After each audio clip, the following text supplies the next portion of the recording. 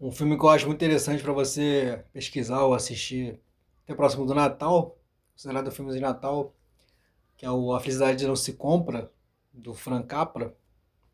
É um filme antigo, o original é preto e branco, mas já tem a versão remasterizada e colorida.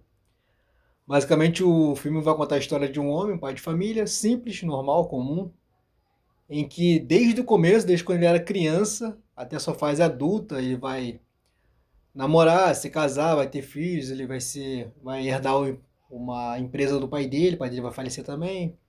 Tentar dar o mínimo de spoiler possível, mas toda resenha tem que ter spoiler, né? Não adianta. Se você já viu esse canal aqui, você pode pausar, assistir, depois voltar, enfim.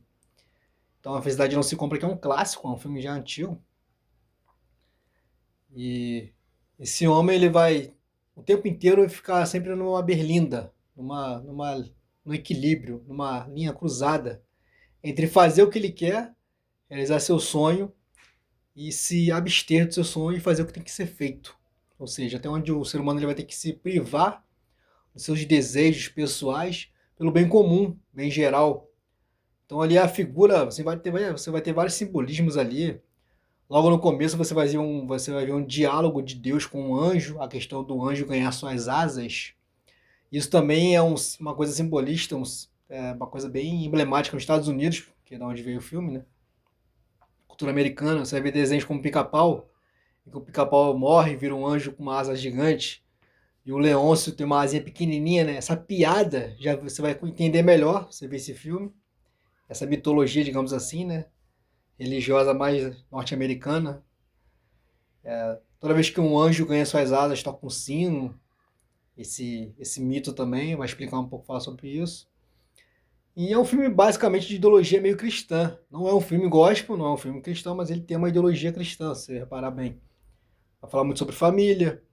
Então o personagem principal vai estar sempre nesse dilema entre ele fazer o que ele quer trabalhar viajando, ele quer conhecer o mundo. Mas toda vez que ele vai dar esse passo de fazer o que ele quer, vamos supor, ele tem um sonho de fazer aquilo, fazer a faculdade e tal. Quando ele vai fazer, acontece algo na vida dele que, ó, você precisa fazer tal coisa. Aí, não, mas eu preciso ver minha vida. Preciso fazer o que eu quero. Não, tá bom, você é livre, mas se você quiser, só que você tem um pessoal aqui que depende de você. Então é esse dilema do ser humano, do homem em geral, dos indivíduos que a gente passa todo dia. Entre fazer o que tem que ser feito, que é como que uma vida comum, ela esbarra em outras vidas. Aquilo que você faz reverbera na comunidade. Seria aquela questão de não jogar lixo no chão. Se eu parar de jogar lixo no chão, a partir de hoje, meu vizinho parar de jogar também, a minha rua pode ficar mais limpa. Minha rua, meu bairro, o país, isso vai crescendo, né? Se todo mundo pensar assim, não, mas é só eu jogando lixo, não faz diferença nenhuma. Aí eu jogo, o vizinho também joga. A questão da dengue, né, água parada. Então você vai ver que tem muito disso nesse filme. É um filme que te coloca para pensar. Outra parte também que é um sentimento mais sensível, um assunto mais complicado, que é o de tirar a própria vida, né? Nem posso falar a palavra aqui para não ser. Tem uma parte do filme que o pai de família está totalmente endividado, porque ele toma um golpe, tem um inimigo dele ali, um rival, desde a época que ele era jovem, tipo um dono da cidade que ele compra tudo. Seria mais ou menos o Ike Batista aqui do Rio de Janeiro, né? Um grande empresário, mas enfim. Só fazendo essa analogia pra você. Ele fica endividado, ele toma um golpe, ele perde um dinheiro para pagar uma dívida. Ele se encontra numa situação de desespero, ele sobe na ponte e pensa em tirar a própria vida. E aí entra uma outra questão mitológica também dos contos de Natal, que isso vem lá de Charles Dickens, né? Um grande escritor em inglês, que é aquela questão do fantasma do passado, do presente e do futuro, né? O homem tem aquela história do homem rico que ele está em casa solitário e ele quer morrer, ele é uma pessoa muito ruim. Aí aparece um fantasma para ele, vou te mostrar seu passado, o passado dele é ruim.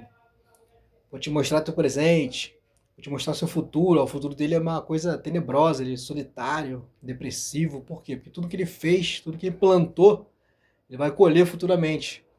E aí depois que ele vê seu futuro que não é muito auspicioso, uma coisa ruim, ele faz todo aquele retrospecto, ele revê a sua vida, seus atos, Não, a partir de hoje eu vou mudar, porque senão meu futuro vai ser tenebroso. E aí no dia seguinte ele acorda, dá bom dia pra todo mundo, boa noite, bom Natal, Feliz Natal. E tem essa cena emblemática no filme também, que o personagem ele tenta tirar a própria vida, e aí o anjo mostra pra ele como seria a vida sem você. Mas eu sou só mais um, eu sou medíocre, esse sentimento de mediocridade que tem.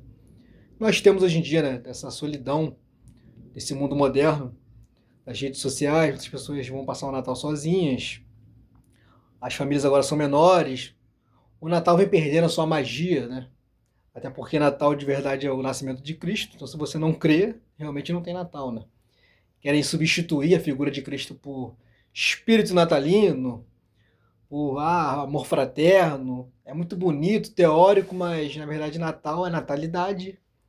Aí você vai falar que é uma feriado criado pela Igreja Romana, Católica e blá blá blá para substituir os símbolos pagãos, mas Natal é o nascimento de Cristo. É isso e ponto final. A figura de Cristo vai deixada de lado, o aniversariante está do lado de fora, né? A gente agora faz a festa sem o aniversariante. Então ele vai ter essa imagem também. Esse desespero, da solidão do homem que acha que sua vida não serve para nada. Se eu morresse hoje, não faço diferença nenhuma. Claro que ninguém vai ser aqui egocêntrico, narcisista e dizer que o mundo depende de nós, né? Claro que não. Você vai morrer, o mundo continua girando. Isso é uma grande verdade também. Mas aí o anjo mostra para ele como seria a vida dos parentes dele mais próximos sem ele. Então, por ele não ter existido, o tio dele seria alcoólatra, porque foi por causa dele que ele tinha largado o álcool. O outro teria morrido porque ele tinha avisado uma coisa lá que teria esbarrado para dar um aviso pro cara não tomar um remédio. Vou tentar não dar muito spoiler. O dono da farmácia lá quase cometeu um erro e por causa dele ele não cometeu. Ele também tem um problema auditivo, ele tem uma deficiência por causa de um acidente que ele sofreu quando era criança. Mas por causa aquilo ali reverberou no futuro uma outra situação. E tudo se encaixa. É interessante como uma vida comum, ela esbarra nos demais da comunidade. Então tudo que você faz, por menor que pareça, pequeno, essa gota d'água no oceano, esse grão de areia, né? No futuro um efeito dominó, vai fazendo a diferença. É tipo um professor hoje em dia, né? O professor ele pode se achar, sou apenas um professor, dou aula todos os dias, a mesma coisa, falo os mesmos assuntos. Mas de 40 alunos, um aluno seu que ouve e muda uma realidade, aquela realidade que ele mudou, muda a família dele, que muda a família do vizinho, e quem sabe um aluno seu futuramente não vai ser um médico, né? Vai criar uma vacina, fazer uma descoberta, né? Então de 40, se pelo menos um aluno de 40 você conseguir fazer algo na vida dele, e aquela vida reverberar em outra, você faz uma diferença na humanidade. Então é um filme que vale a pena você ver ou rever, se você já viu, prestar atenção nesses simbolismos que tem de cada personagem ali, de cada acontecimento do anjo, das cenas do Natal. É um filme de Natal, mas que vai além desse sentimento de Natal, né? Um sentimento de humanidade. Então é um filme bastante humano, bastante fraternal, com vários simbolismos. Então fica essa recomendação, essa dica, que você assista A Felicidade Não Se Compra, de Frank Capra. Fica esse pedido para você, ok?